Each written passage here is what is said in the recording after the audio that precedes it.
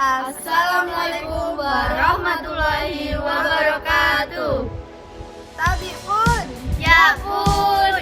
Perkenalkan, kami dari kelompok 2 ingin menceritakan atau storytelling tentang Republik Batak. Tentunya perkenalkan, nama saya Dewi Puspitasari. Saya Halimatus Sadia.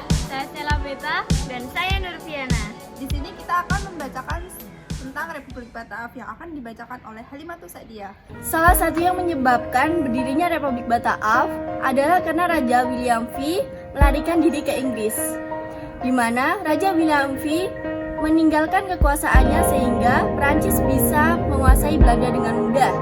Namun bagaimana sistem pemerintahan Republik Batak? Republik Batak berdiri karena pada masa Belanda takluk terhadap Prancis pada tahun 1795. Selanjutnya akan dibacakan oleh Nurfiana. Partai Patriot Belanda yang anti raja berhasil merebut kekuasaan dan mendirikan pemerintahan baru yang bernama Republik Batak atas bantuan Prancis. Selain itu, berdiri dengan syarat Belanda menjadi bawahan Prancis.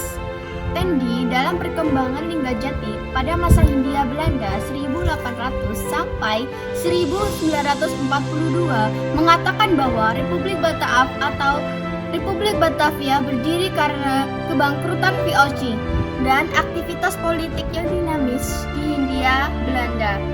Ruger pada waktu itu memimpin pasukan Patriot Belanda yang pro pada Prancis, berhasil menggembosi drastis penguasa Belanda dari keluarga Oranye yang tidak lain adalah William V.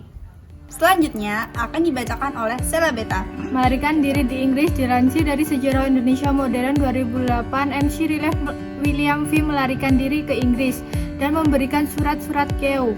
Dalam surat ini menceritakan bahwa pejabat wilayah Belanda menyerahkan wilayah mereka kepada Inggris supaya tidak dikuasai oleh Perancis. Inggris dengan cepat menguasai Nusantara melalui Padang, lalu Ambon dan Banda hingga blokade Batavia pada akhir 1811. Nah, itu dia pembacaan yang dibacakan oleh teman-teman saya tadi, dan di sini saya akan menyimpulkan bahwa Republik Batak adalah republik yang didirikan oleh Belanda setelah keutuhan VOC pada tahun 1795. Nah, Republik Batak ini diperintahkan untuk menguasai daerah jajahan Belanda, yang salah satunya adalah Nusantara.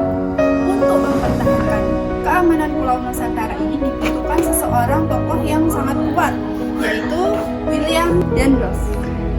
Ditugaskan untuk mempertahankan Pulau Jawa. Dan William Dendels ini mempunyai kebijakan-kebijakan seperti kebijakan sosial, kebijakan ekonomi, kebijakan keamanan, dan kebijakan sosial lainnya. Dia kebijakannya yang pertama itu membangun jalan raya dari Anyar sampai Panarukan, membuat benteng-benteng keamanan. Kebijakan Dendels dinilai sangat kejam. Kenapa? Karena dia memperkerjakan pribumi dengan membangun jalan raya Anyar sampai Panarukan. Lalu ditunjuklah oleh seseorang, yaitu William Johnson. Pada bulan Mei 1811, Dendels dipanggil pulang ke negerinya, digantikan oleh William Johnson. Johnson dikenal sebagai seorang politikus berkebangsaan Belanda. Sebelumnya, Johnson menjabat sebagai gubernur jenderal di Tanjung Harapan pada tahun 1806.